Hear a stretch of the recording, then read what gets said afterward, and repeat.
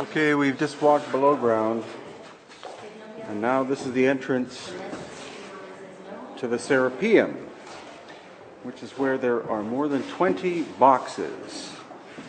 The boxes are made of hard stone. Each one weighs more than 50 tons, and that's being very conservative. So as you can see, it's hewn. This area is hewn out of the bedrock.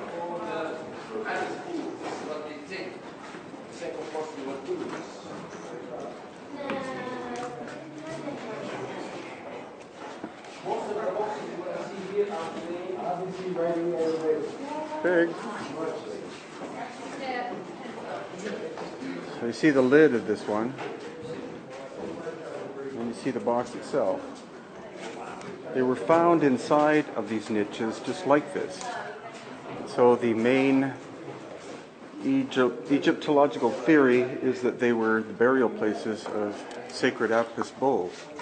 But they're more beyond the door.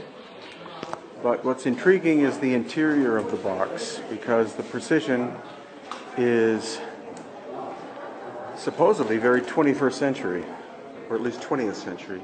Look at the scale of this.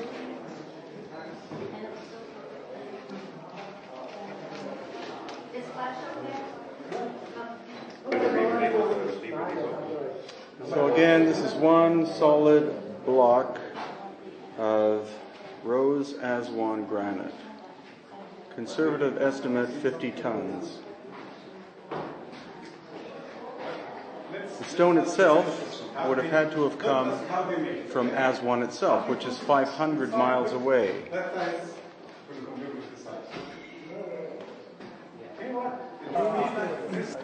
So this is inside the Serapeum.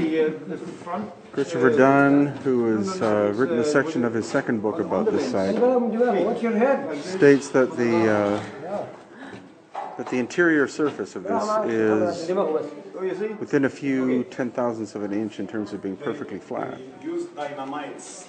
August Mariette used dynamites to make this.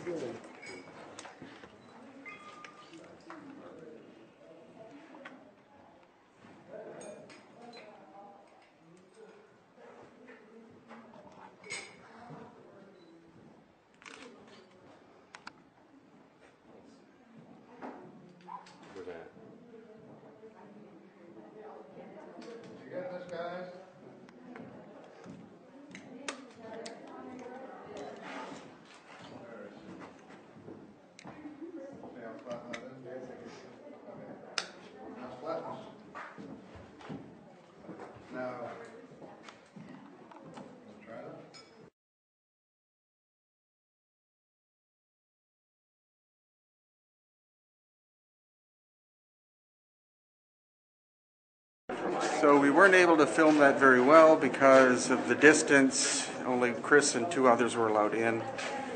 But actually it's amazingly cool in here too. It's not like inside the pyramids, which are hot. But what Chris was able to show is that the flat surface of the interior of that massive box, combined weight of the box and the lid, at least 60, 70 tons, is that the flatness of the internal surface is within thousandths of an inch of being perfectly flat, and also that the corners are 90 degrees, not 89, not 91, but he has a precision square that he uses in the manufacturing industry. That's what he used, and he found that the corners were exactly-ish. So this is the thing is, all of these boxes, there are at least 22 of them in here. Again, combined weight, probably at least 60 tons combined weight, if not 80 or more tons.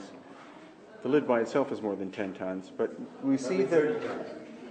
Sorry? The box is 70 tons and the lid is 30 tons. Okay, Stephen Mailer says the box itself is 70 tons, the lid is 30 tons. But what we're seeing is we're seeing them in different states of completion. Some of them are very rough.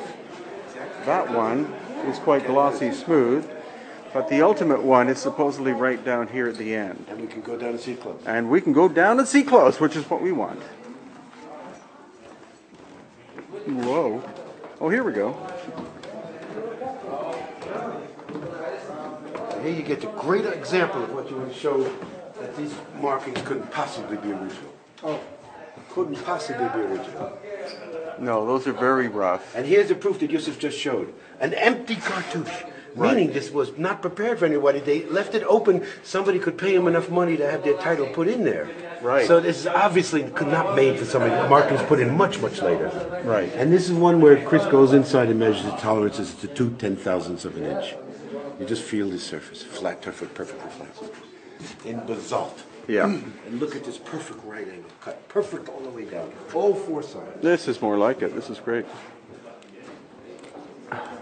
This is the ultimate smoking gun. This cannot be explained by their conventional methods. And at least when they opened this tomb, this area, in December 2012, the head of archaeology of ancient Egypt said to CNN, to MSNBC, to Al Jazeera, we don't know how this was done.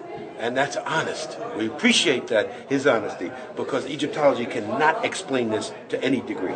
Well, the idea that it was made for bulls, no matter how special they were, is just It's ridiculous. bull. It's a lot of It's bull. bull. Yeah, So that's this right. box in particular is amazing because I got to look inside. And the outside, or the inside, is as smooth as the outside. To the hand, it's flat as a glass tabletop.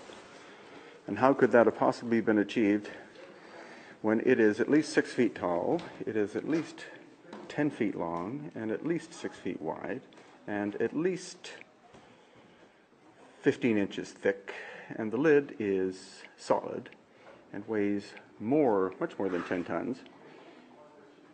How could they have moved that block of stone from the quarry at Aswan? How could they have shaped it? How could they have brought it down into its niche? And again, there are at least 22 of them here. There are supposedly other chambers beyond in that direction, possibly vertically down as well. What was the function of these incredible stone boxes?